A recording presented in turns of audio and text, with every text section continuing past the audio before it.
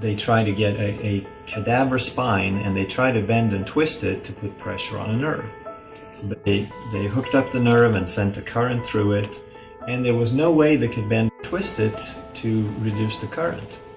So they took the nerve out of the bone and laid it on a flat surface and put pressure on it. And now, sure enough, there was interference with the signal transmission. So everybody looked at that and they went, wow, that is fantastic.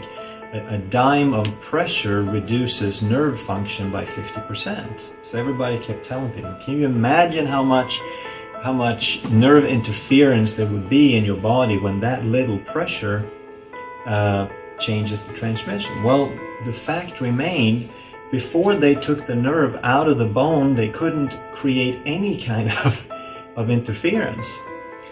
So the system is so wonderfully designed that once that's the function of the bone, it doesn't put pressure on nerves. It does the opposite. Well, it's supposed to protect the nerve and create the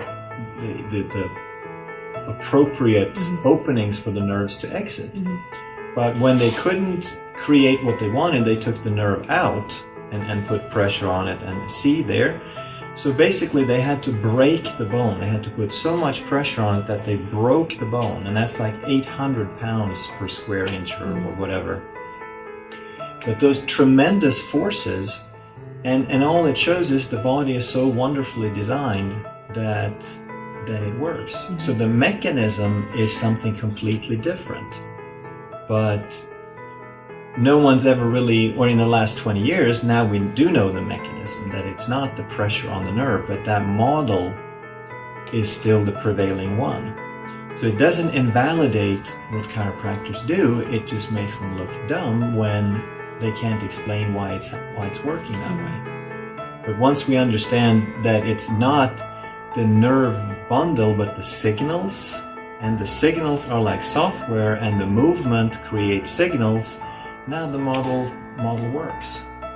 And if you go to the root of where the signals are all generated from. Exactly. Well, they're processed here. They're not all generated there. Okay. Because they're generated here. Where does it come from though? Like they're generated here, but doesn't it originate? No. Tell me. No. Okay.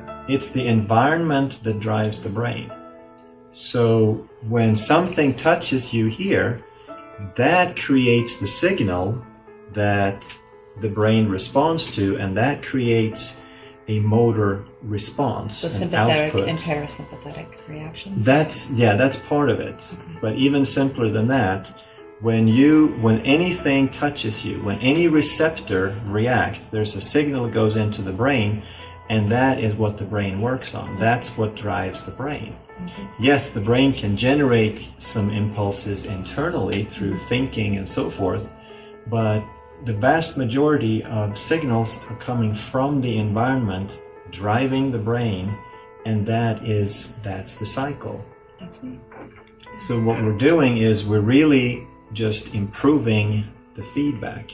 Because when a joint isn't working, it's because the brain doesn't get the proper signal. So if it doesn't get the signal, it doesn't know what to do.